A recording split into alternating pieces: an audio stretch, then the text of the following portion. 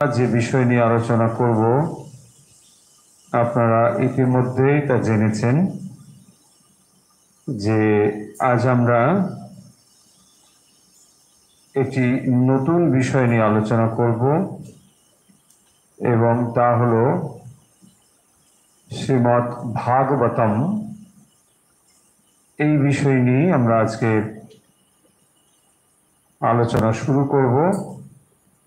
তাই যারা আমাদের সঙ্গে নিয়মিত এই অনুধ্যানে যুক্ত থাকেন, আশা করছি তারা আমাদের সঙ্গে রয়েছেন। আমরা শুরু করছি আজকের অনুধ্যান এবং অনুধ্যানের বিষয়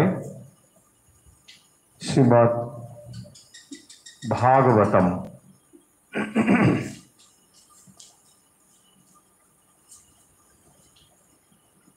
শ্রীমদ্ ভাগবত ভগবত গীতা থেকে যে পৃথক একটি গ্রন্থ, এটি আগে আমাদের জানা দরকার। কারণ ইতিমধ্যেই আমরা শ্রীমদ্ ভগবত গীতা পাঠ করেছি। কেউ কেউ শ্রীমদ্ ভগবত গীতা এবং শ্রীমদ্ ভাগবতমের মধ্যে যে কোনো তফাৎ রয়েছে এটি অনেকে জানেন না। এটা বলা কতদূর সমীচীন জানি না। অনেকে এই বিষয় নিয়ে চিন্তাই করেন না বলে হয়তো এরকম যে ভগবত গীতা হলো মহাভারতের অংশ বিশেষ, যেখানে ভগবান শ্রীকৃষ্ণের সঙ্গে অর্জুনের যে কথোপকথন, সেটি হলো শ্রীমদ্ ভগবত গীতা। ভগবত আকার নেই। আর এই যে গ্রন্থটি আমরা পড়তে চলেছি সেটি হলো শ্রীমদ্ ভাগবত। ভগবত নয়, ভাগবত। ভগবত সম্বন্ধীয়, তাই সেটি ভাগবত। শ্রীমদ্ ভাগবত এবং শ্রীমদ্ ভগবত গীতা নিয়ে আশা করছি আর আমাদের কোনো কনফিউশন থাকবে না। কারণ অনেক জায়গায় দেখি মানে এইভাবেই সেটা লেখা হয়, শ্রীমদ্ ভাগবত গীতা। এও বড় পিকুলার লাগে দেখতে। শ্রীমদ্ ভাগবত মানে ভাগবত ভগবত সব একই।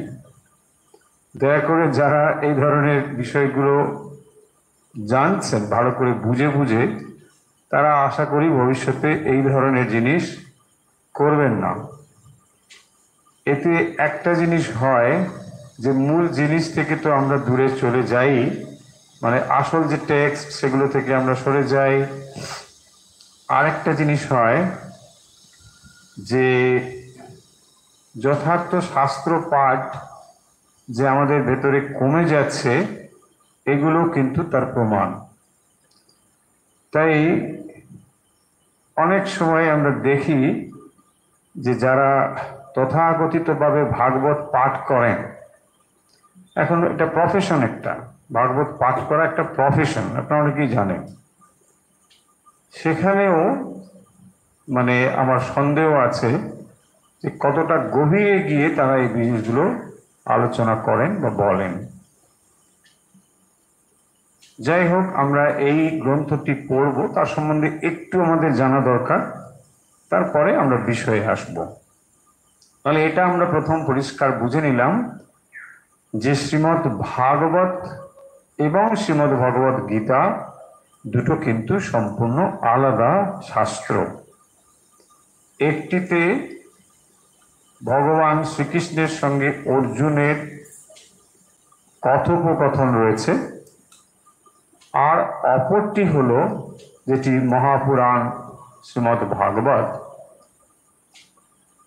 সেটি মহামুনি ব্যাসদেবের রচনা। তার মধ্যে ভগবানের লীলা কথা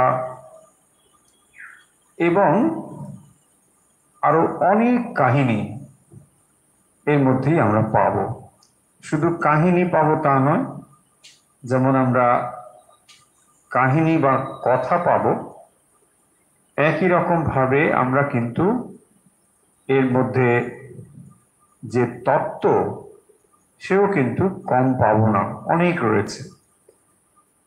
এখন এই শ্রীমদ্ ভাগবত সম্বন্ধে আমাদের অনেকের ধারণা, সকলে নিশ্চয়ই বলবো না, যে এটি একটি মোটামুটি গল্পের বই। এখানে অনেক গল্প টল্প রয়েছে, বেশ মজা, ভালোই লাগবে। আসলে ধারণা তৈরি হওয়ার পেছনে একটা কারণ আছে আমাদের। কারণ হলো, যতটুকু এই গ্রন্থটির প্রচার রয়েছে, মানে শ্রীমদ্ ভাগবতের প্রচার রয়েছে, তা ভাগবত সপ্তাহ বলে অনেক জায়গায় এটা হয়। এক সপ্তাহ ধরে টানা ভাগবত পাঠ হয়, আর সেখানে কিছু ভক্তিমান মানুষ হাতে দুর্বা আতচ্ছাল নিয়ে বসে থাকেন। পাঠ শেষ হলে পরে শান্তি শান্তি বলে চলে আসে। এইগুলো কিন্তু শ্রীমদ্ ভাগবতের আসল বিষয় নয়।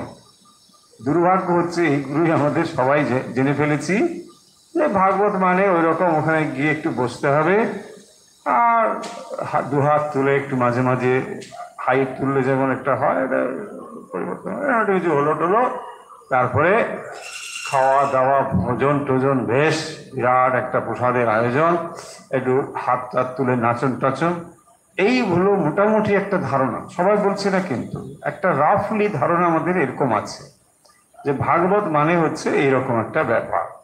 এটা ভক্তি টক্তির ব্যাপার, একটু গল্প টল্প আছে, কিছু কাহিনী, বাস এই এক সপ্তাহ ধরে মোটামুটি এই করলেই হয়ে গেল। এবারে মনে রাখতে হবে এটা কে রচনা করেছে। এই শ্রীমদ্ ভাগবত রচনা করেছেন আর কেউ নয়, স্বয়ং ব্যাসদেব, মহামুনি ব্যাসদেব। এবং এই মহাপুরাণটি ব্যাসদেব পুত্র শুকদেব, তিনি এটি প্রচার করেছেন বা এই জ্ঞান সবার সামনে এনেছেন। আর এর প্রেক্ষাপটটা কি? রাজা পরীক্ষিত মাত্র আর 7 দিন বেঁচে থাকবেন, এবং তারপরেই তিনি নিশ্চিত মৃত্যুর মুখে পতিত হবেন। সেই সময়েই এই মহাপুরাণ বলা হচ্ছে। এই কথাগুলো তাৎপর্য হলো যে যখন আসন্ন মৃত্যু কোনো মানুষকে এই কথা শোনানো হচ্ছে, তখন নিশ্চয়ই তার মানে গল্প শোনার জন্য আর অবসর নেই, এটা আমরা বুঝে নিতে পারি। তাই যারা আমরা মনে করি যে এটা একটা মোটামুটি গল্প বই, তারা একটু হয়তো হতাশ হবেন। কিন্তু এর মানে এই নয় যে গল্প নেই, কাহিনী এখানে রয়েছে, অনেক কাহিনী রয়েছে, কিন্তু এটা কাহিনীটা এর মূল উপজীব্য বিষয় নয়। এইগুলোই হচ্ছে আমাদের আসলে এক একজনের মনের অবস্থা আমাদের এমন, আমরা শাস্ত্রগুলোকেও ঠিক এমন করে মনে করি যে শাস্ত্র মানে এরকম। এর মধ্যেও অনেক গভীর কথা রয়েছে, বেদ বেদান্তের নির্যাস রয়েছে এর মধ্যে। শুধু তাই নয়, আমরা যদি চূড়ান্ত বেদান্তের কথা বলি, সেই বেদান্তের কথাও কিন্তু এই শ্রীমদ্ ভাগবতে রয়েছে। এর ভেতরে যে ভক্তির কথা নেই তা নয়, ভক্তির একটি প্রামাণ্য গ্রন্থ বললে শ্রীমদ্ ভাগবতকে কম বলা হয়। অত্যন্ত ভক্তি শাস্ত্রের যে সমস্ত শাস্ত্রগুলোকে প্রামাণ্য গ্রন্থ বলা হবে, নিঃসন্দেহে তার ওপরের দিকে স্থান হবে এই শ্রীমদ্ ভাগবতের। কিন্তু তার মানে এইটা যেন আমরা না বুঝি যে এখানে কেবল ওই ভক্তি আছে, মানে যেটাকে আমরা ইমোশন বলে বুঝি। ভক্তিটাকে আসলে আমরা অনেকটা সময় না ইমোশন বলে বুঝি। ভক্তি এবং ইমোশনের মধ্যে তফাৎ আছে। ইমোশন আমাদের একটা ভাব, কিন্তু সেটা হচ্ছে জড় বস্তুকে অবলম্বন করে যে ভাব, সেটা ইমোশন। আর ভক্তি হলো ভগবানকে কেন্দ্র করে যে ভাব, সেটাই হবে ভক্তি। তফাৎ এখানেই। ইমোশন অনেক রকম হতে পারে, কিন্তু সেই ইমোশন যদি জড় জগতের বিষয় নিয়ে হয়, খুব একটা বেশি মূল্য নেই। ভগবানকে নিয়ে যে ইমোশন, তাকেই বলা হবে ভক্তি। তাই লম্প ঝম্প এটা আরম্ভ হয়ে গেল, এটা একটু নাচ হলো, হাত তুলে, এইগুলো খুবই নিম্ন শ্রেণীর ব্যাপার। তাই আমরা যদি না বুঝে আসলে ওগুলোকে ভক্তি বলে মনে করি, তাহলে বড় ভুল করে ফেলবো। সেই জন্য এই কথাগুলো বলছি। কারোর ভাবে আঘাত দেওয়া উদ্দেশ্য নয়। উদ্দেশ্য হচ্ছে মানে আমরা যেন হিরে খুঁজতে গিয়ে কাঁচটাকে হিরে না ভেবে বসি। আসল জিনিসটা জানতে হবে। আর এই লম্পঝম্প ইত্যাদির সুবিধে হচ্ছে যে খানিকটা মনে হবে যে মন বোধহয় উপরে উঠে গেল, কিন্তু এর বিপদ হচ্ছে মন খুব দ্রুত নিচে নেমে যেতে পারে। স্বামীজি বারবার সেই জন্য বলেছেন যে ভক্তি এমন একটি ভাব, পবিত্র ভাব, সেইটি যদি আমাদের ভেতরে ঠিকভাবে না তৈরি হয়, তাহলে এই জড়জগতের বিষয়ে যেমন আমরা বিষয় নিয়ে আনন্দ অনুভব করি, এটা খানিকটা ওই রকমই হয়ে যাবে। সেই জায়গাগুলো কিন্তু আমাদের পরিষ্কার থাকতে হবে। তাহলে শ্রীমদ্ ভাগবত এই গ্রন্থটি হলো পুরাণ গ্রন্থ। আমরা আগে আপনাদের বহুবার বলেছি যে আমাদের মোটামুটি যে গ্রন্থগুলোকে আমরা শাস্ত্র গ্রন্থ বলে বলি, তার আদি হচ্ছে বেদ, উপনিষদ। বেদের নির্যাসকে আমরা উপনিষদ বলি বা বেদান্ত বলি। আর বেদ তো আমরা বললাম যে যেটা অপৌরুষেয়, সেগুলো কিন্তু রচনা করা নয়। এটা ভালো করে মনে রাখবো। বারবার বলেছি, বেদ হলো ভগবানের জ্ঞান রাশি, কিন্তু সেটা কোনো রচিত ব্যাপার নয়। আর তার পরবর্তী সময়ে যে আমরা পুরাণ কাহিনী পাচ্ছি, এগুলো কিন্তু রচনা। তাই ব্যাসদেব এটা রচনা করেছেন। ব্যাসদেব এটা রচনা করেছেন। ব্যাসদেব অনেক কিছু কাজ করেছেন, আমরা সকলে জানি। তার মধ্যে এই কাজটি, অর্থাৎ এই শ্রীমদ্ ভাগবত রচনা করেছেন তিনি একেবারে অন্তিমে। যখন অন্যান্য কাজ বা অন্যান্য পুরাণ আদি তার রচনা হয়েছে, কিন্তু তখনও তার ভেতরে একটি অশান্তি রয়েছে যে এত কিছু গ্রন্থ রচনার পরেও আমার অন্তরে যেন কিছু একটা অপূর্ণতা, হাহাকার বা শূন্যতা রয়েছে। এবং সেই শূন্যতা আসলে ভক্তির শূন্যতা। সেই ভক্তি যদি ঠিকভাবে হৃদয়ে প্রস্ফুটিত না হয়, তাহলে যতই তিনি সৃষ্টি কাজ করুক না কেন, সাহিত্য সৃষ্টি, রচনা ইত্যাদি, তার অন্তর কিন্তু পরিপূর্ণ হতে পারে না। তাই ভক্তি হচ্ছে সেই রস বা মাধুর্য যা ভক্তের হৃদয়কে পরিপূর্ণভাবে পূর্ণ করে দিতে পারে, কানায় কানায় পূর্ণ করে দিতে পারে। এবং সেই রস আস্বাদন করলে পরে এই জড়জগতের যে রমণীয় বস্তু বলে আমরা যে সমস্ত বস্তুকে ভাবি বা চিনি, তার থেকে মন খুব সহজেই এই ভক্তি শাস্ত্রের দিকে বা ভগবানের দিকে চলে আসতে পারে। আমরা পড়ব এই শাস্ত্রেই, ভাগবতেই শ্লোকে রয়েছে পরপর।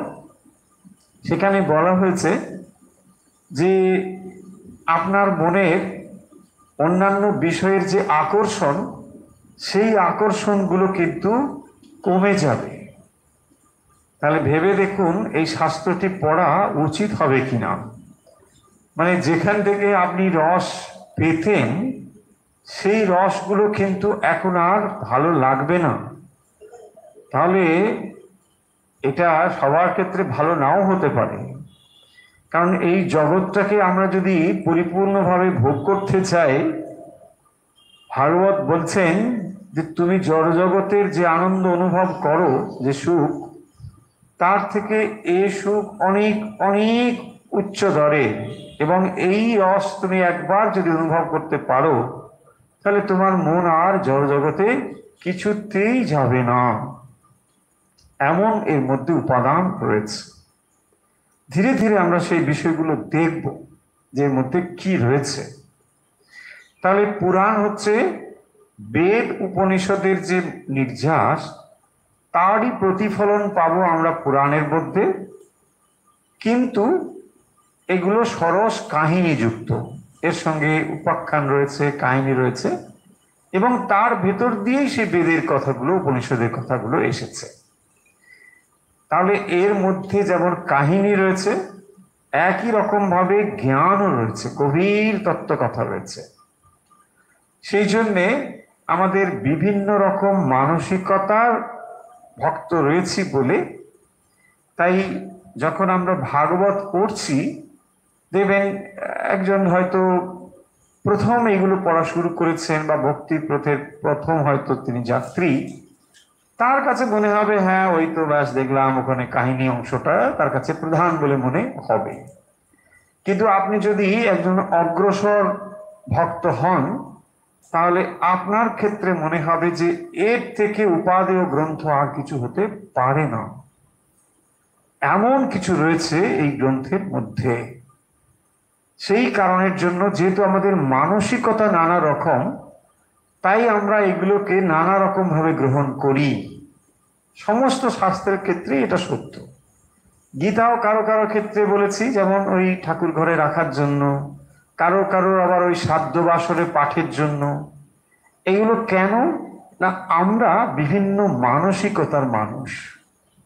আমাদের মন যতটা শুদ্ধ পবিত্র হয়েছে ততটাই আমরা এই শাস্ত্রগুলোকে আমাদের মতন করে গ্রহণ করতে পেরেছি বা পারি।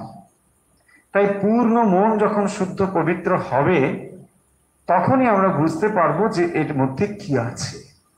কারণ এই শ্রীমদ্ ভাগবত যখন আমরা পড়তে বসেছি, ভেবে নিন শ্রী চৈতন্য মহাপ্রভু এই শ্রীমদ্ ভাগবত গ্রন্থটি তিনি পাঠ করেছেন। তিনি পাঠ করে যে রস আস্বাদন করতে পারতেন বা পেরেছেন, নিশ্চয়ই সাধারণ মানুষ তো পারবেন না। ঠিক এই জিনিসটি আমরা বলতে চেয়েছি, এটাই হলো পয়েন্ট। যেহেতু আমরা নানা ধরনের মানুষ রয়েছি, নানা মানসিকতার মানুষ রয়েছি, তাই এখানে শাস্ত্র বলে দিচ্ছে না যে তুমি পড়তে পারবে না, তুমি পড়তে পারবে, এরকম বলছেন না।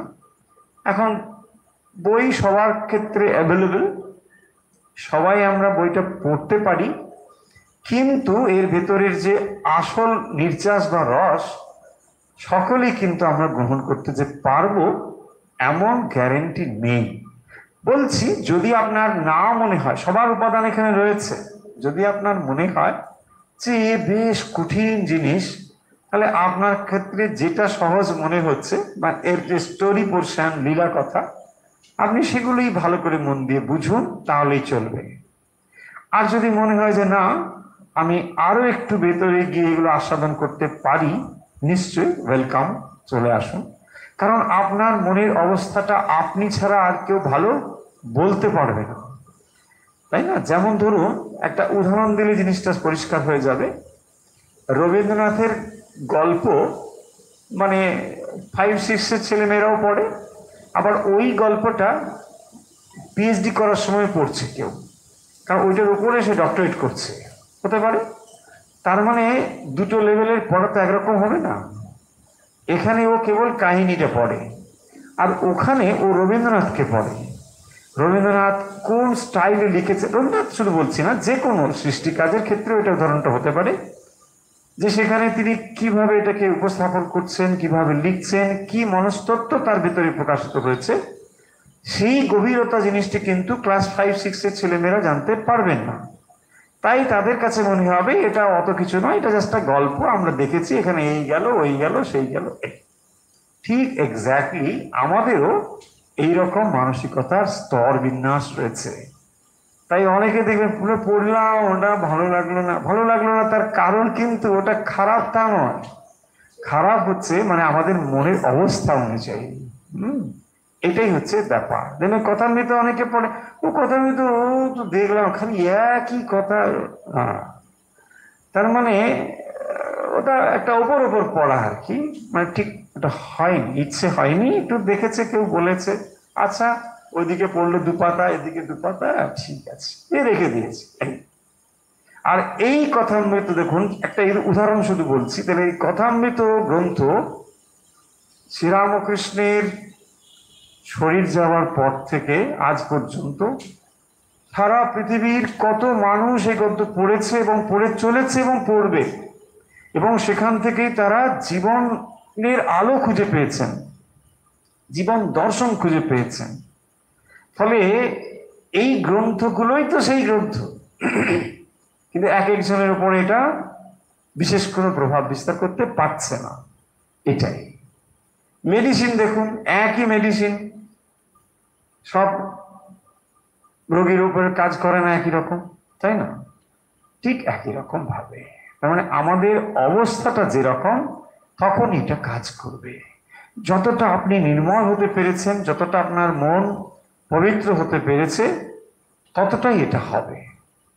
যেমন দেখবেন উদাহরণ দেওয়া হয় যে লোহা এবং চুম্বক, লোহার ওপরে যদি মাটি কাদা মাখানো থাকে, তাহলে তার যে চুম্বক তাকে আকর্ষণ করবার যে ক্ষমতা থাকা সত্ত্বেও লোহাকে সে আকর্ষণ করতে পারছে না। তার মানে তো এই নয় যে চুম্বকের আকর্ষণ শক্তি কমে গিয়েছে, তা যায়নি, কিন্তু এটাকে সে গ্রহণ করতে পারছে না। ঠিক একই রকম ভাবে যদি আমাদের অন্তর বিষয় রস থেকে ধীরে ধীরে মুক্ত হয়, তখনই দেখা যাবে এটা আমরা লাভ করতে পারবো। কারণ 7 দিনে ব্রহ্মজ্ঞান লাভ করেছিলেন রাজা পরীক্ষিত, একমাত্র 7 দিনে, আর অন্য কোনো কিছু নেই। এবং সেই অবস্থা নিয়ে তিনি হাজির হয়েছিলেন যে কিভাবে তিনি এই 7 দিন কাটাবেন, মানে তার জীবনের আর মাত্র 7টি দিন অবশিষ্ট রয়েছে। সেই সময় নিশ্চয়ই তিনি গল্প করে বা অন্য কোনো কিছু করে সময় নষ্ট করতে চান না, পারবেন না। এমন সিনসিয়ার একজন রাজা, তিনিও কোনোভাবে শাপগ্রস্ত হয়েছেন, আমরা জানি সে কাহিনী। যেভাবেই হোক তার থেকে তিনি মুক্ত হতে চান, কারণ মাত্র আর 7 দিন তার কাছে রয়েছে, সেখান থেকে তিনি বেরিয়ে আসতে চান। ফলে আমরা বুঝতে পেরেছি যে এই গ্রন্থটি সরাসরি মানুষের মনে জ্ঞান তৈরি করতে পারে। যদি কেউ ঠিকভাবে এই শাস্ত্রটি অধ্যয়ন করে, তার ভেতরে ভগবানের প্রতি, ভগবান লাভের জন্য যা যা প্রয়োজন তার সমস্ত কথা এখানে রয়েছে।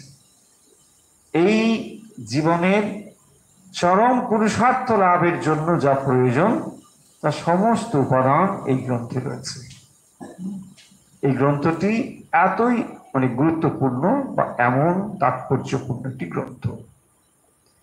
তাই শ্রীমদ্ ভাগবত এইরকম একটি গুরুত্বপূর্ণ বা এইরকম একটি তাৎপর্যপূর্ণ মানসিক প্রস্তুতি নিয়ে আমাদের পড়া উচিত। কেবল আমরা কাহিনী শুনতে সে জন্য বসিনি। কারণ এই যে 7 দিনের আলোচনাগুলো হয়, 1 সপ্তাহ ধরে যেগুলো হয় এগুলো ভাগবত, সেখানে দেখবেন হাজার হাজার মানুষ লাইন দিয়ে বসে থাকেন, সামনে উপস্থিত থাকেন, আর সেখানে একটা কাহিনী হলো, আপনি শুনলেন, বেশ ভালো লাগলো, ওরাও ভালো লাগলো, কারণ ওদের প্রফেশন। আপনাকে আসলে কি দিতে চান? 7 দিনে ব্রহ্মজ্ঞান? তা তো নয়, বা আপনার সেই প্রস্তুতি, তা তো নয়, তার প্রফেশন। সেই জন্য আপনিও ওখানে গিয়ে খানিকটা বসে টসে এটা ভাগবত শুনে চলে এলাম। এই চলছে আমাদের সমাজে। মানুষ এটাকে এত নিম্ন শ্রেণীর একটা জিনিস করে ফেলেছে। ভাগবত হচ্ছে, ভাগবত পাঠ হচ্ছে, শুনে এলাম ভাগবত পাঠ হচ্ছে, কি হচ্ছে না ওখানে হচ্ছে সেটা কাহিনী বললো, একটা গল্প বললো, তারপরে হয়তো একটা সুর দিয়ে ওখানে একটা ঝংকার তুললো, আমি বাপ কি একটা হলো। আসল জায়গা থেকে কিন্তু আমরা সরে যাচ্ছি। হ্যাঁ, এই হচ্ছে আমাদের পরিস্থিতি। তার কারণ হচ্ছে কিনা আমরা চিন্তা করার জিনিসগুলোকে হারিয়ে ফেলছি, চিন্তা করার ক্ষমতা এখন হারিয়ে ফেলছি। আমরা চিন্তা করতে পারি না, এত অগভীর জিনিসগুলো নিয়ে আমরা রয়েছি যে কোনো থটফুল কোনো কিছু জিনিস যদি আমাদের কাছে আসে তখন সেগুলো আমাদের কাছে খুব একটা গুরুত্ব পায় না। এইসব নানা রকম কারণ থাকার ফলেই এগুলো চলে এসেছে। তাই ঠিক ওইভাবে আমরা যাব না। আপনারা একটু অগ্রসর হলেই বুঝতে পারবেন যে এর ভেতরে আসলে বেদ বেদান্ত ছাড়ার কিছু নেই। পূর্ণভাবে বেদান্তের কথাই এখানে রয়েছে, পূর্ণ উপনিষদের জ্ঞানই এর মধ্যে রয়েছে। এবং সেই চরম জ্ঞানকে কাহিনী সংযুক্তভাবে কিভাবে পরিবেশন করা হয়েছে আমরা সেগুলোই একটু একটু করে পড়ব। তো এবারে আমরা এই যে মূল শাস্ত্র, মূল গ্রন্থটি, এর শুরু যেভাবে হয়েছে এর মধ্যে 18,000 শ্লোক আছে। আগে বলে নি, ভয় পাবেন না, 18,000 শ্লোক। হ্যাঁ, তো বিশাল একটি গ্রন্থ এটি। কিন্তু আমরা যেটি পড়ব সম্পূর্ণ সেই বিশাল গ্রন্থটির মধ্যে ঢুকবো না, হয়তো সবটা প্রয়োজনও হবে না। তার মধ্যে আমরা অংশ বিশেষ বেছে বেছে পড়ব, কিন্তু যে জায়গাগুলো পড়ব সেটা আমাদের খুবই গুরুত্বপূর্ণ, মানে প্রয়োজন হবে। এখন আমরা শ্রীধর স্বামীর যে বিখ্যাত মঙ্গলাচরণ শ্লোকটি আছে সেইটি আমরা পড়ে পাঠ শুরু করব। প্রত্যেক দিন এভাবেই যখন ভাগবত পাঠ করব তখন আমরা ওই শ্লোকটি পড়ব, এবং সেই শ্লোকটি সকলেই প্রায় জানেন, সেই জন্যই আমরা সেই শ্লোকটি বেছে নিলাম। শ্রীধর স্বামীর অনেক শ্লোক রয়েছে, শ্রীধর স্বামীর এর উপরে টিকা রয়েছে। সেই শ্রীধর স্বামীর টিকার আমরা একটি শ্লোক প্রায় সকলেই জানেন। শ্লোকটি হলো মূকং করতি বাচালম। এই শ্লোকটি সবাই জানেন, এটিকে আমরা মঙ্গলাচরণ শ্লোক বলে ধরে নিচ্ছি। যদিও প্রথম স্কন্ধের প্রথম অধ্যায়ের যে শুরু হয়েছে শ্রীমদ্ ভাগবত সেখানেই মঙ্গলাচরণ রয়েছে, কিন্তু আমরা এই শ্লোকটিকেই মঙ্গলাচরণ শ্লোক বলে পাঠ শুরু করব। ওম মূকং করোতি বাচালম পঙ্গুং লঙ্ঘয়তে গিরিম यत्कृपातमहं वन्दे परमानन्दमाधवम्।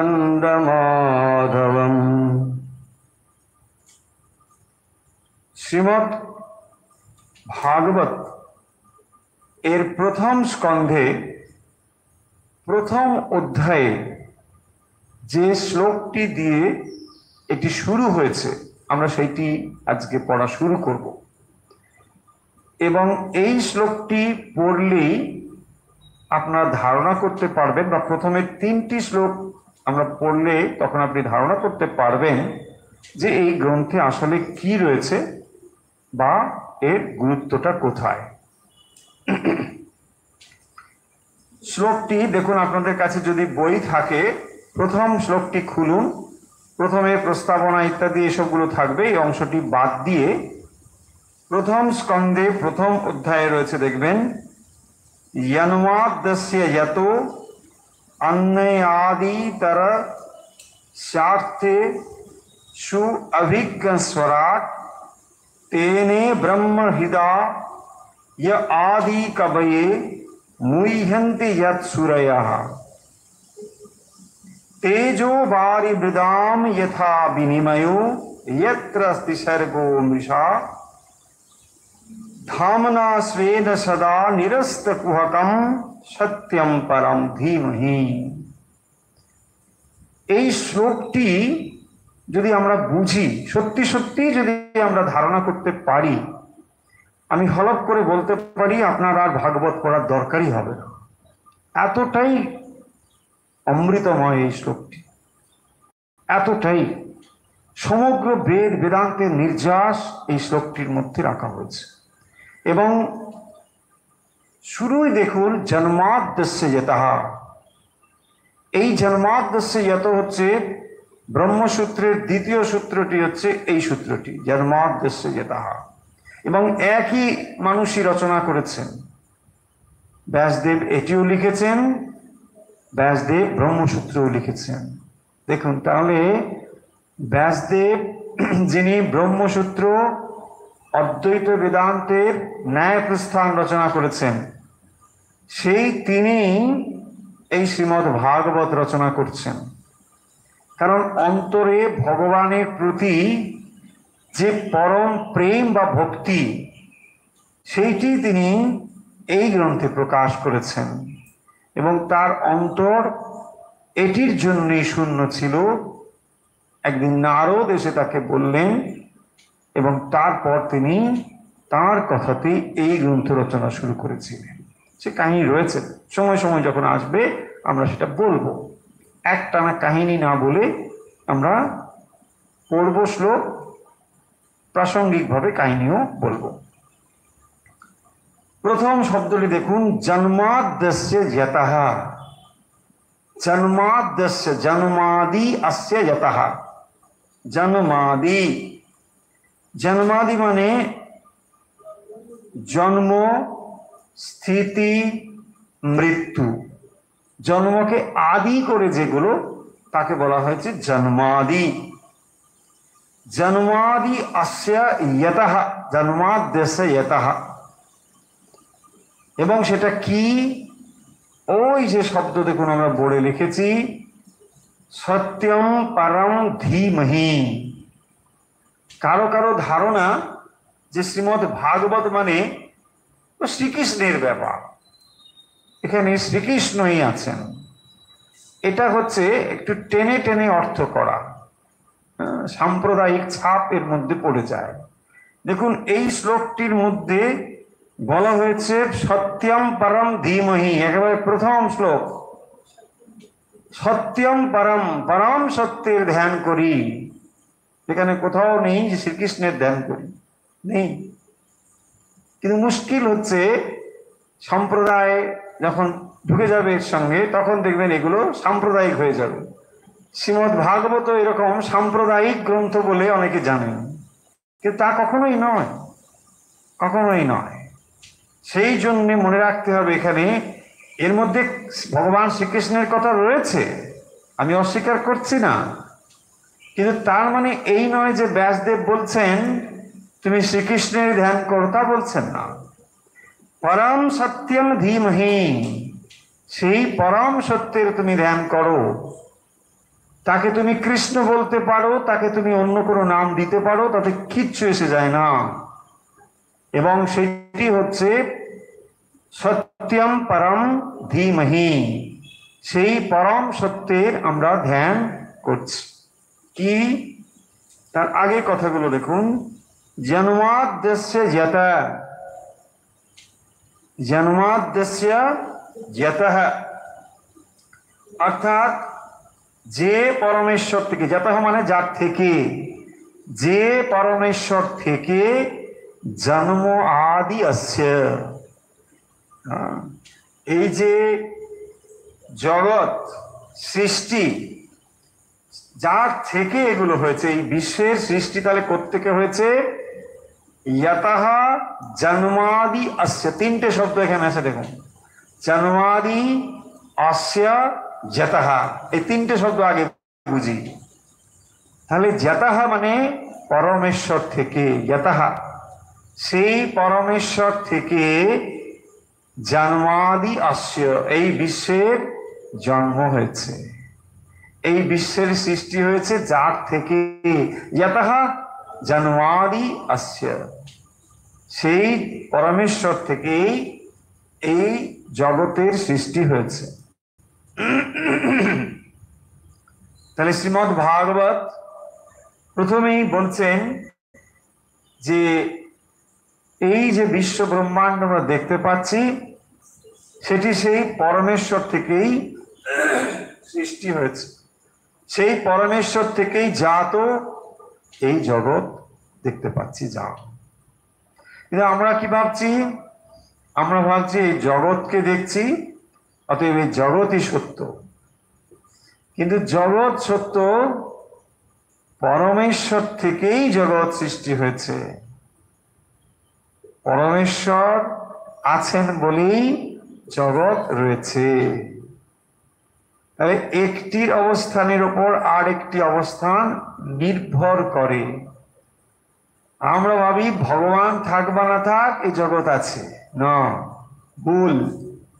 একেবারে শুরুতেই সেই জন্য বলছেন জন্মাদ্যস্য যতঃ, সেই পরমেশ্বর থেকেই এই সমস্ত কিছু সৃষ্টি হয়েছে। তিনি হচ্ছেন এই সমস্ত কিছুর আদি কারণ, সেখান থেকে এগুলো হয়েছে। তাহলে জগৎ এর যে কারণ, সেই কারণটি হচ্ছেন স্বয়ং পরমেশ্বর। পরমেশ্বর থেকেই এটা সৃষ্টি হয়েছে। তারপরে শব্দটি লক্ষ্য করুন, বলছেন অন্বয়াত রয়েছে না, অন্বয়াত ইতরত, অন্বয়াদ ইতরত, এগুলোকে ভেঙে ভেঙে বলছি, যদি নোট করতে পারেন করতে পারেন, নাহলে শুনলেও হবে। জন্মাদি অস্য যতঃ, জন্মাদ্যস্য যতঃ অন্বয়াত, এই শব্দটা এবারে বুঝি। একটা একটা করে শব্দ বুঝতে হবে, এবং আগেই বলেছি এই শ্লোকগুলো যদি আমরা ভালো করে বুঝতে পারি, ভেতরের শ্লোকগুলো বুঝতে সহজ হবে। অন্বয়াত চ ইতরত, অন্বয়াত ইতরত স্বার্থেষু অভিজ্ঞ স্বরাট, এসব রয়েছে না। প্রথম লাইনেই পড়ছি, প্রথম লাইনে জন্মাদি অস্য যতঃ, পরিষ্কার হয়েছে। যতঃ মানে সেই পরমেশ্বর থেকে, জন্মাদি মানে জন্ম মৃত্যু স্থিতি এই সমস্ত কিছু, সৃষ্টি স্থিতি প্রলয় জন্মাদি সবকিছু সেই পরমেশ্বর থেকে। কিরকম এটি না, অন্বয়াত, অন্বয়াত। আমরা বেদান্ত পড়তে গিয়ে দুটো জিনিস বলেছিলাম, একটিকে বলা হয় অন্বয়, আর একটি হলো ব্যতিরেকা। অন্বয় ব্যতিরেক, বুঝ বাবা, এ তো সেই বেদান্তই হচ্ছে। এই বেদান্তই। দেখুন প্রথম শ্লোকটি পড়ুন, তাহলে বুঝতে পারবেন। অন্বয়াত ইতরত, অন্বয়াত, অন্বয় মানে অন্বয় সম্বন্ধ হচ্ছে একটি থাকলে আর একটি থাকে, তাকে বলা হয় অন্বয়। কি বলে? অন্বয়। অদন্ত নয়, বফলা অন্তস্থ অ, অন্বয়। অন্বয় কথার অর্থ হচ্ছে একটি থাকলে আরেকটি থাকে। যেমন উদাহরণ, যখন আপনি দেখছেন ধুয়ো, সেখানে অগ্নি আছে, তাহলে ধূম দেখে অগ্নির আপনি অনুমান করছেন যেখানে নিশ্চয়ই থাকতে পারে, কারণ আপনি জানেন যে অগ্নি এবং ধূমের মধ্যে এইরকম একটা সম্বন্ধ আছে। হ্যাঁ, তাহলে এই সম্বন্ধটা কি? অন্বয়, মানে একটা থাকলে আর একটা থাকবেই। হয়েছে? দেখুন আর একটা এক্সাম্পল নিন। কিরকম? স্বর্ণ এবং অলংকার, স্বর্ণ অলংকার। তাহলে যদি অলংকারকে দেখি, সেখানে স্বর্ণ থাকলে অলংকার আছে। আচ্ছা, যদি স্বর্ণ সরিয়ে নিয়ে অলংকার আছে? হ্যাঁ, বলছে না সোনার হারের সোনারটা নিয়ে নি, হারটা আমাকে দিন, তাই না? সোনার হারের সোনাটা আপনি নিন, হারটা আমাকে দিন, হবে? কেন হবে না? না, সেখানে একটির অবস্থান আর একটির উপর নির্ভরশীল, তাই না? তাহলে যত সময় পর্যন্ত সোনা রয়েছে, মানে সোনার হার, তত সোনা থাকতে হবে। তার মানে কি? একটির উপর একটি নির্ভরশীল। যদি এ আর বি দুটো জিনিস হয়, তাহলে এটা আছে তো ওটা আছে, এ আছে তো বি আছে। এই রিলেশনটাকে বলা হয় অন্বয়। কি বলা হবে? অন্বয়। তার মানে জগৎ আছে তো ঈশ্বর আছেই আছে, একটা ছাড়া একটা হবে না, বুঝা গেল? এমনি এটা হতে পারে না।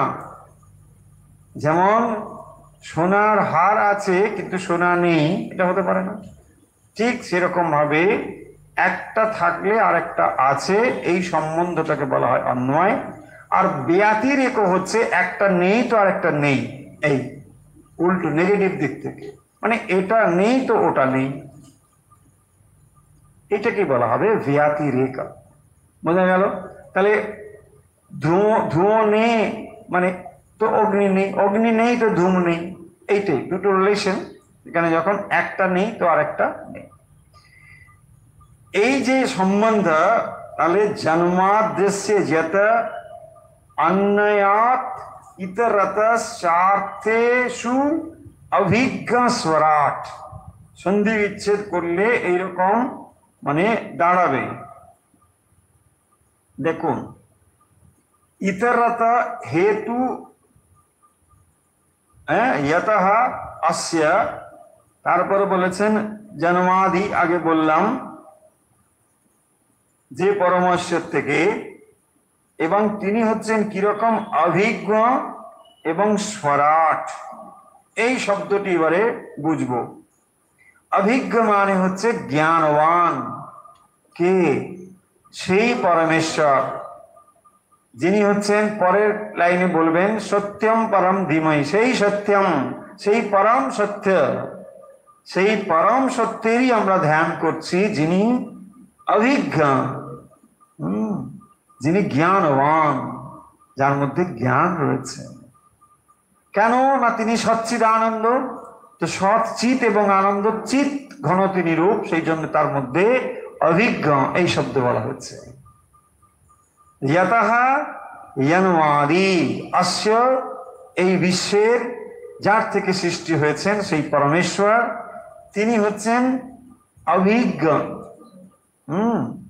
তিনি অভিজ্ঞ মানে জ্ঞানবান।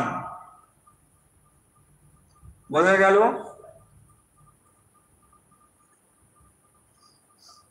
তারপরে দেখুন বলছেন স্বরাট, এই শব্দটি এবারে বুঝবো। স্বরাট, তিনি কিরকম? স্বরাট, স্বরাট শব্দের অর্থ হচ্ছে স্বয়ং প্রকাশ। স্বরাট, সমস্ত কিছুর প্রকাশের জন্যে মানে কোনো না কিছুর প্রয়োজন হয়, কিন্তু তাকে প্রকাশ করার জন্য আর কোনো কিছুর প্রয়োজন হয় না। সেলফ এফলজেন্ট, তাকে বলা হয় স্বরাট, স্বয়ং প্রকাশ, স্বয়ং জ্যোতি। আমরা দেখছি কি সূর্যই এই সমস্ত কিছুকে প্রকাশ করে, কিন্তু সূর্যকে কে প্রকাশ করে? তিনি হচ্ছেন স্বরাট, এবং তারই তিনি হচ্ছেন পরম সত্য, তাকেই ধ্যান করি। তাহলে শুরু করছেন ব্যাসদেব শ্রীমদ্ ভাগবত, এবং তার শুরুতে লিখছেন সেই পরম সত্যের ধ্যান করি, যিনি হচ্ছেন কি না এই বিশ্ব সৃষ্টির, যিনি হচ্ছেন কারণ, যার থেকে এই বিশ্ব সৃষ্টি হয়েছে। এবং তিনি কিরকম না অভিজ্ঞ স্বরাট, তিনি হচ্ছেন স্বরাট, স্বতঃসিদ্ধ জ্ঞানবান। এবং ইতরত মানে এই যে অন্বয় ব্যতিরেক যে সত্তা, সেই তার সেইভাবে যে তিনি পরমেশ্বর, সেই পরমেশ্বর যিনি সৃষ্টি স্থিতি লয়ের হেতু, সেই পরমেশ্বরের আমি ধ্যান করি। বোঝা গেল?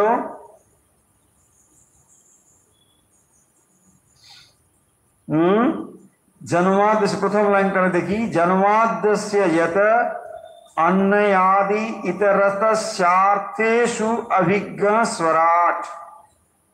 হয়েছে? তাহলে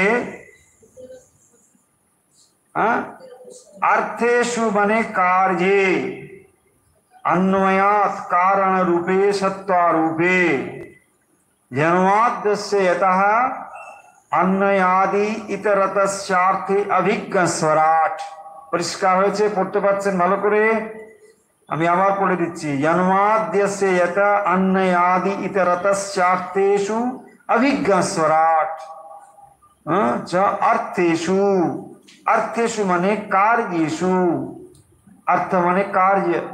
এই যে কার্য থেকে কারণ, তাহলে এই জগৎটি হচ্ছে তার কার্য এবং তিনি হচ্ছেন জগৎ কারণ, সেই পরমেশ্বর যিনি সৃষ্টি স্থিতি লয়ের কারণ, যার থেকে এই সমস্ত কিছু উদ্ভূত হয়েছে এবং যিনি জ্ঞানবান এবং যিনি স্বরাট, যাকে প্রকাশ করতে হয় না, যিনি স্বয়ং প্রকাশিত হয়েছেন।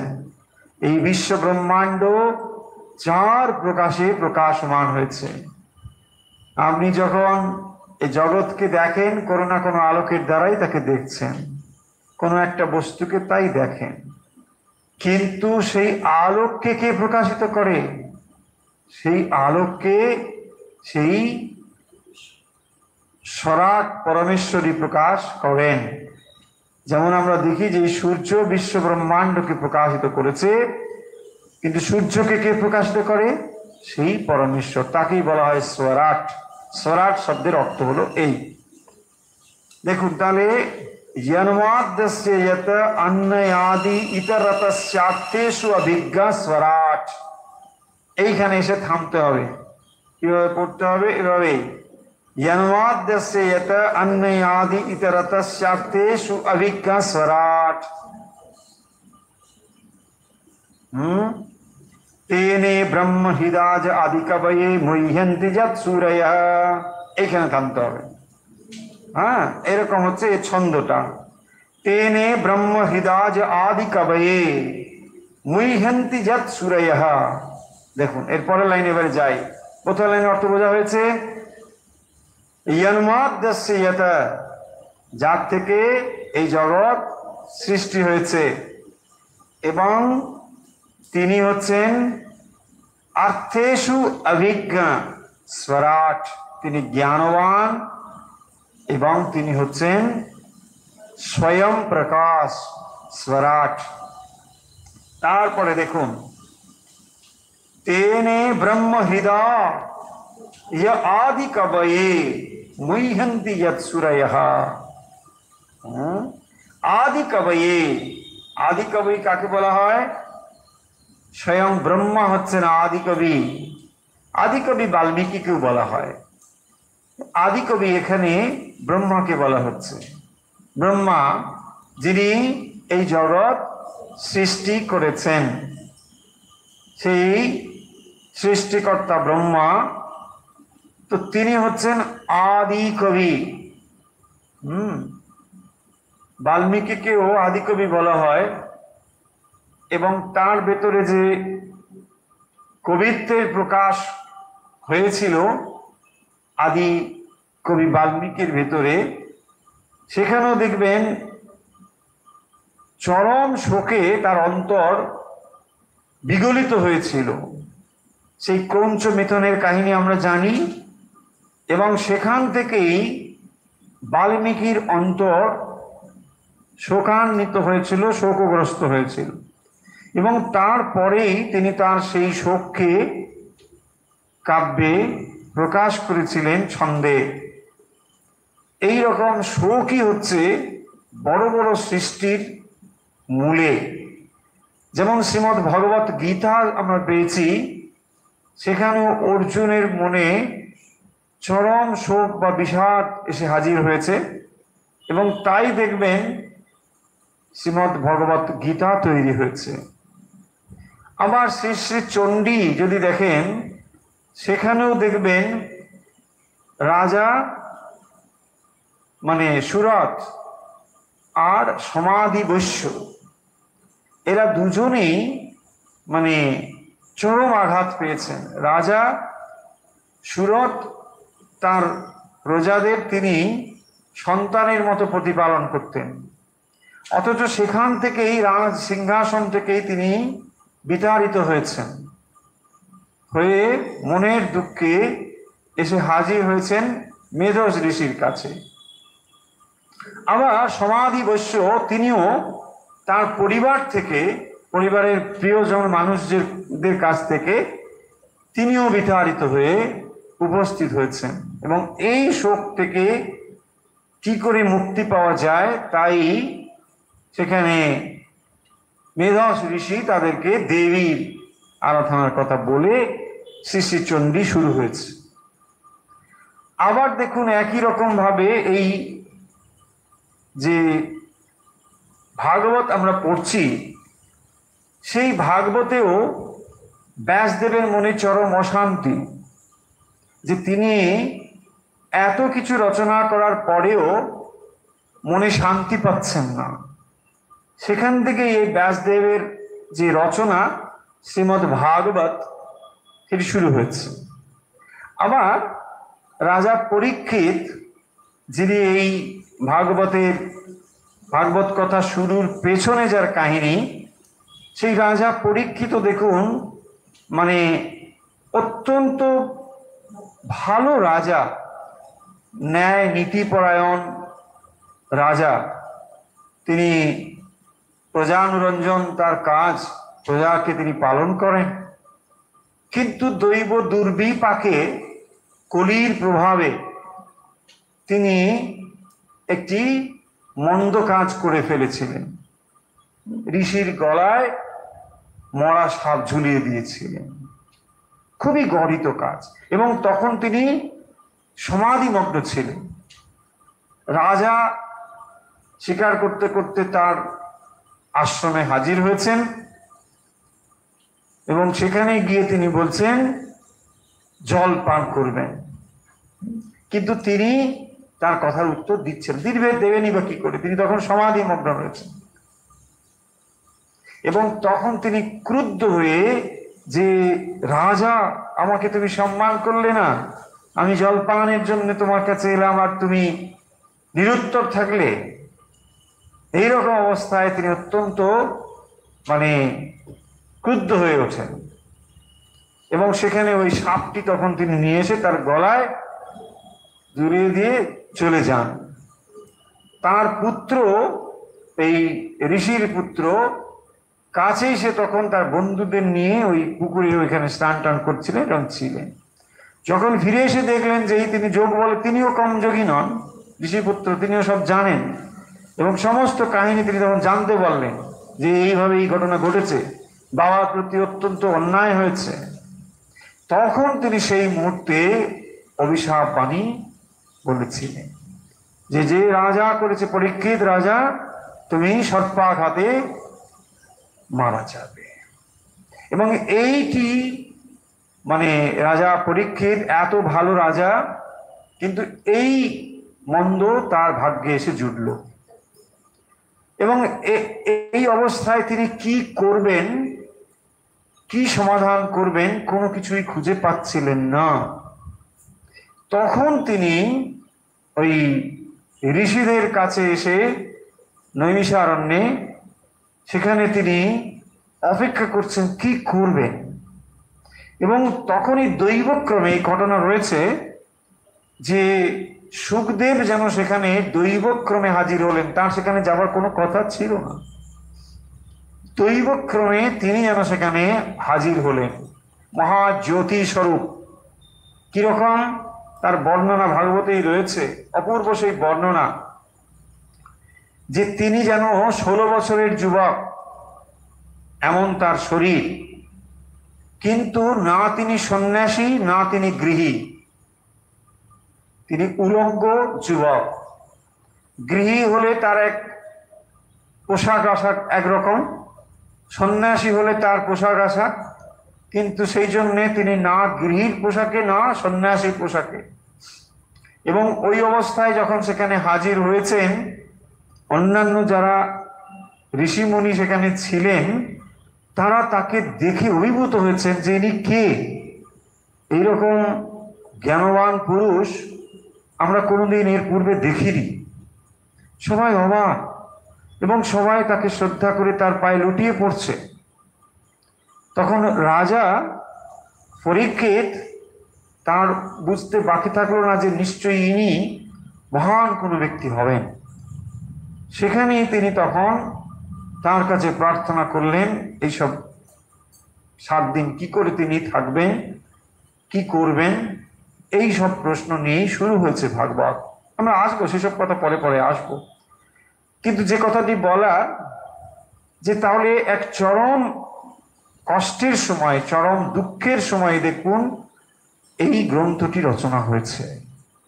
যে মানুষের অন্তর যখন বিদীর্ণ হয় দুঃখে, শোকাহত হয় দুঃখে, সেই সময়ে এমন এক সৃষ্টি হয় যা বিশ্বে একটি মহান স্থান অধিকার করে রাখে। সেই রকমই শ্রীমদ্ ভাগবত, সেই রকমই শ্রীমদ্ ভগবত গীতা, সেই রকমই রামায়ণ আদি অন্যান্য গ্রন্থ। তাই এই গ্রন্থের এখানে যে বলা হয়েছে আদি কবয়ে, এবং এই আদি কবিকে তেনে ব্রহ্ম হৃদয় আদি কবয়ে মুহ্যন্তি যৎ সুরয়ঃ। তাহলে আদি কবি ব্রহ্মা এইটি প্রাপ্ত হয়েছিলেন, এই জ্ঞান প্রাপ্ত হয়েছিলেন কিভাবে না হৃদয়, কার হৃদয়ে না ব্রহ্ম হৃদয়।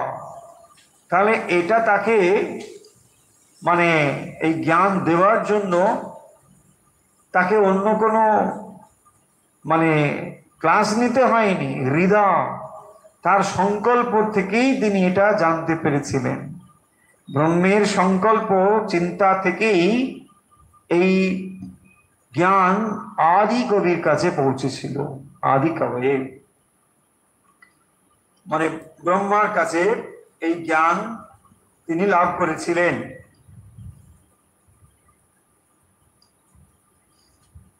তেনে ব্রহ্ম হৃদয় আদি কবয়ে মুহ্যন্তি যৎ সুরয়ঃ। কি হয় না বেদে ব্রহ্মাদি আদি কবিগণ, দেবতাগণ মোহপ্রাপ্ত হন। সেই বেদকে যিনি ব্রহ্মার হৃদয়ে মনের দ্বারা সঞ্চার করেছিলেন, এই যে তেনে ব্রহ্ম হৃদয় যে আদি কবয়ে মুহ্যন্তি যৎ সুরয়ঃ। দেবতাগণ মোহপ্রাপ্ত হন, বেদে ব্রহ্মাদি দেবতাগণ মোহপ্রাপ্ত হন। সেই বেদকে যিনি ব্রহ্মার হৃদয়ে মনের দ্বারা সঞ্চার করেছিলেন, সেই জ্ঞানকে তেনে ব্রহ্ম হৃদয় আদি কবয়ে মুহ্যন্তি যৎ সুরয়ঃ। তাহলে হলো এই দুটো লাইনের অর্থ অন্তত আজকে আমরা বুঝে নিই, কারণ পুরোটা অনেক সময় লাগবে, একটু একটু করে বুঝতে হবে।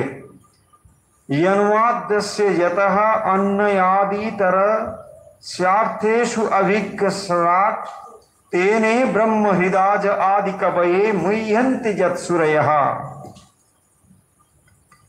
जन्मादि अस्य यतः, যার থেকে জন্মাদি মানে সৃষ্টি স্থিতি এবং প্রলয় যার থেকে, अन्नयादि तर इतरत अन्नादि इतरत च अर्थे अर्थेषु। তাহলে अभिज्ञ स्वराट अर्थेषु माने कार्ये।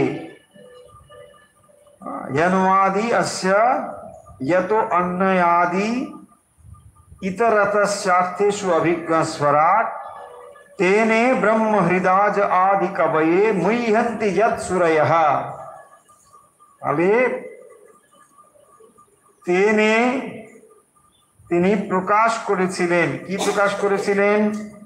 यत् वेदे सुरयः মানে ব্রহ্মাদি দেবতাগণ সুরাইয়া দেবতাগণ মুইহান্তি মোহগ্রাপ্ত হন। সেইটি তিনি হৃদয় তেনে তার হৃদয়ে প্রকাশ করেছিলেন। হৃদয় মানে সংকল্প দ্বারা, মনের দ্বারা, এইটি এরকম তার অর্থ। এই বিশ্বের সৃষ্টি স্থিতি লয় যে পরমেশ্বর থেকে হয়, সেই এবং বেদে ব্রহ্মাদি দেবতাগণ মোহগ্রস্ত হন, সেই বেদকে যিনি ব্রহ্মার হৃদয়ে মনের দ্বারা সঞ্চার করেছিলেন।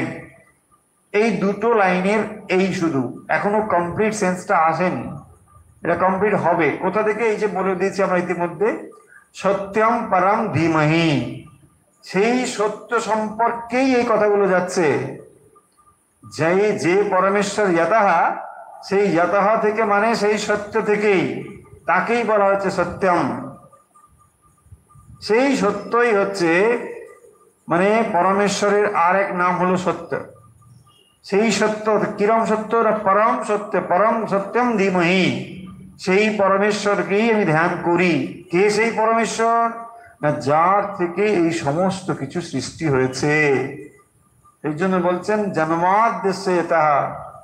তাহলে জন্ম, সৃষ্টি, স্থিতি, প্রলয় যা কিছু হচ্ছে, এসব তার থেকেই হচ্ছে।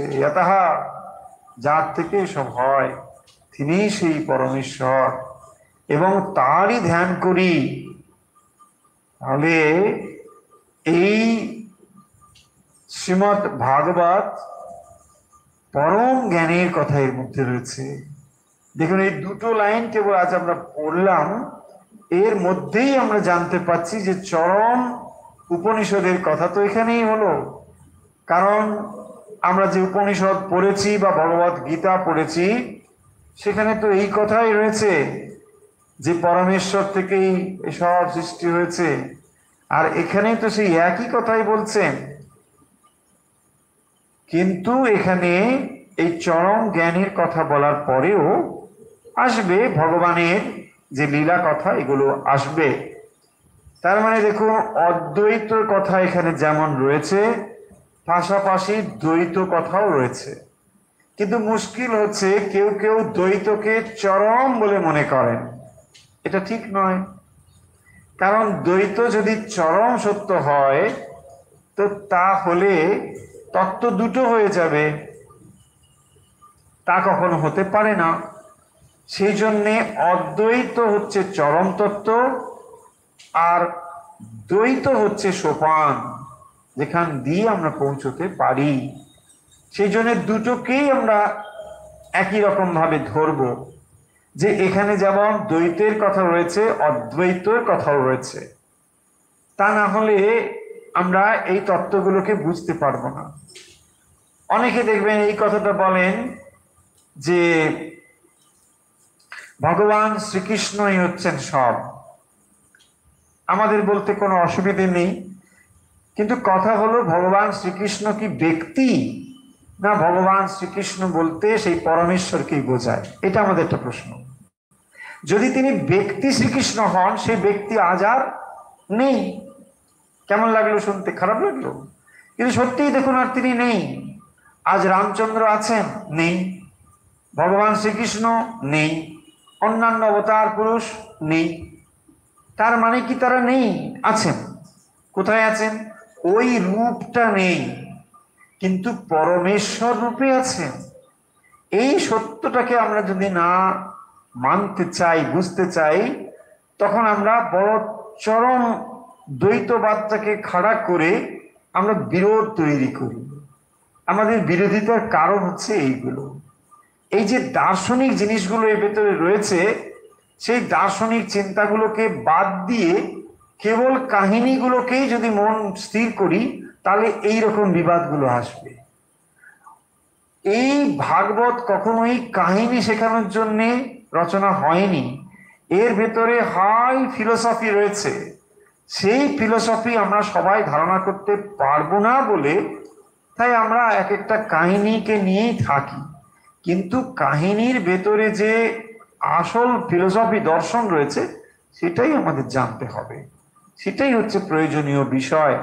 তা না হলে ওই কেবল মানে বেশ বসে টসে খানিকক্ষণ কি শুনলাম, চোখে থেকে জল টল পড়ে গেল, খানিকটা দুর্বা টুর্বা শরীর, ওম শান্তি শান্তি শান্তি, চলো যা, কি করে হরিকথা ভাগবত শুনে না, হরি বাবা, কিচ্ছু হবে না। বোঝা যাচ্ছে আমার কথাগুলো? পয়েন্টটা ভালো করে বুঝুন। আমি কাউকে মানে আঘাত দিচ্ছি না, যদি আপনি ওই স্তরের হন ওটা শুনুন, ভালো, আপনার ওটাই সাহায্য করছে, ভালো। কিন্তু আপনি ম্যাচিউর হবেন কবে? আপনাকে ম্যাচিউর হতে হবে যে কেবল কাহিনী শোনাই আপনার উদ্দেশ্য নয়। কাহিনীগুলোও কিন্তু মানে গুরুত্ব যে কম তা নয়।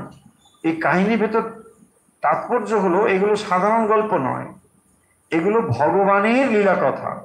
ফলে সেগুলো শুনলে মন যে ভগবতমুখী হবে নিশ্চয়ই, কিন্তু তার থেকেও তার ভেতরে টিচিংসটা নিতে হবে, এটাই হচ্ছে গুরুত্বপূর্ণ। তাহলে কেবল ওই কাহিনী দেখলাম, হ্যাঁ পুতনা বধ হলো, সেখানে রাক্ষস হলো, এই হলো, তারপরে করলো, ঠিক আছে, এগুলো স্টোরি, তাই না, লীলা কথা। কিন্তু সেই লীলা কথার ভেতরেও দর্শনটা জানতে হবে, তাহলেই দেখবেন দুটো পাশাপাশি গেলে তখনই আপনি আসল রসটা পাবেন। তা নাহলে কেবলমাত্র কাহিনী দর্শন বাদ দিয়ে এটা হবে না। এই জন্যে আমরা কি করব তাহলে, এই ভাগবত কিভাবে পড়বো বলে দিই। এইভাবেই আমরা পড়বো, আর কিছু কিছু আমরা পিডিএফ আপনাদের কাছে দেবো, যেগুলো দিলে আপনার এটা ফলো করতে সুবিধে হবে। আর পাশাপাশি এটাও জানিয়ে রাখি যে এটি একটি বেশ বড় গ্রন্থ, অনেক রয়েছে এখানে, কিন্তু অতটা আমরা দরকারও নেই। প্রধান প্রধান অংশগুলোকে এখানে বেছে বেছে আমরা আলোচনা করব, এবং যার দ্বারা আমাদের যে জ্ঞান এবং ভক্তি এ দুটোকে আমরা একসঙ্গে সংমিশ্রণ করতে পারবো।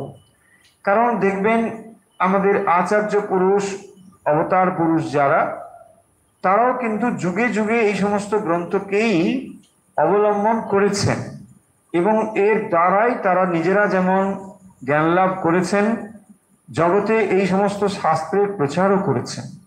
তাই শ্রীমদ্ ভাগবত শাস্ত্রটিকে মানে একটা জাস্ট শাস্ত্র গ্রন্থ বলে ধরলে চলবে না। এটি হচ্ছে পরম রস, পরম আনন্দের শাস্ত্র। যদি এটাকে ঠিক ঠিকভাবে আমরা গ্রহণ করতে পারি, তাহলে এই জড়জগতের যত আনন্দের অনুভব হওয়া সম্ভব তার থেকেও গভীরতর আনন্দের স্বাদ আপনি এখানে পেতে পারবেন, যদি সত্যি আপনার মন প্রস্তুত হয়ে থাকে। কারণ শ্রীমদ্ ভাগবত নিজেই এখানে বলবেন যে একেবারে রসপূর্ণ আনন্দের রস এখানে রয়েছে, এবং সেই ভগবানের লীলা কথার সঙ্গে এই যে দার্শনিক তত্ত্ব, এটিও কিন্তু এর সঙ্গে সঙ্গে যাবে। তাই এটা কেবলমাত্র মানে লীলা কথা বা গল্পের ক্লাস বলে ভাববেন না, ভাগবত ঠিক সেরকমও নয়।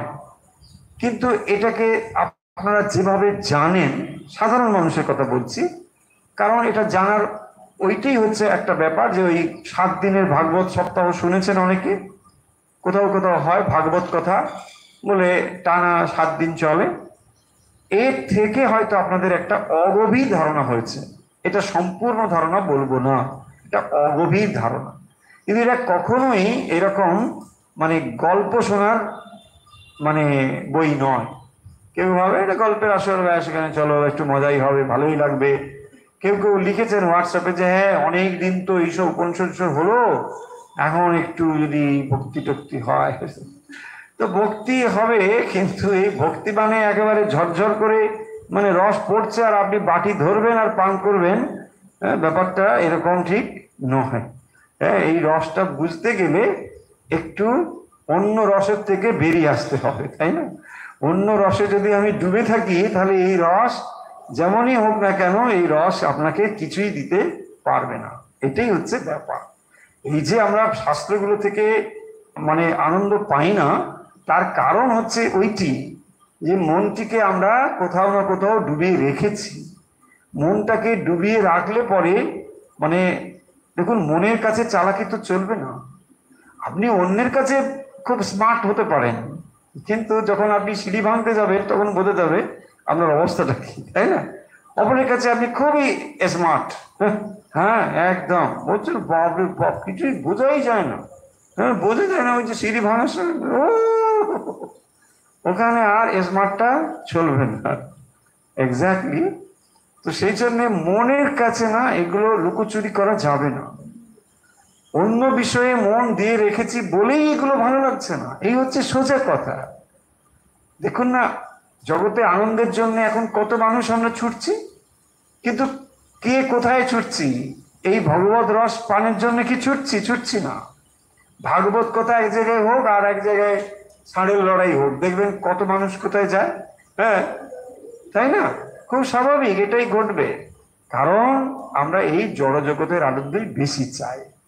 এগুলো খুব বেশি মানুষকে আনন্দ দিতে পারে না, ওই জন্যই পারে না। অবশ্য পারে না বলেই এটা ভালো। কারণ কখন কি এটা ঘটবে যে MA ক্লাসে হাজার হাজার মানুষ, মানে হাজার হাজার ছাত্র, আর ক্লাস 5-এ 2 জন, এটা কি হয়? কখনো হয় না তো, উল্টোটাই বরং হয়, তাই না? এটাই স্বাভাবিক। চলুন তাহলে